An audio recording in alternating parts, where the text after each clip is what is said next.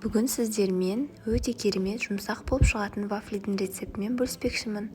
Ең алдымен 3 жұмыртқаға қантымызды қосып жақсылап араластырамыз. Үстіне еріген сары майымызды және сметанамызды құйып тағы да араластырамыз.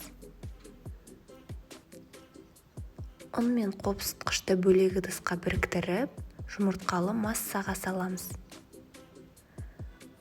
Арасында түйіршіктері қалмай, бір келкі қамыр шығуы тиіс.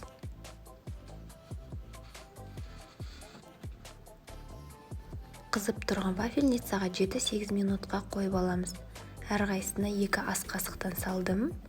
Егер сізде вафельница болмаса, дәл осы рецептпен сковородкаға 1 қасықтан құйып, панкейк сияқты жазсаңыз болады. Каналыма тіркеліп, ұнаса лайк басуды ұмытпаңыз. Соңына дейін болғандарыңызға рахмет. Сіздермен болған мен Жадыра, ас болсын.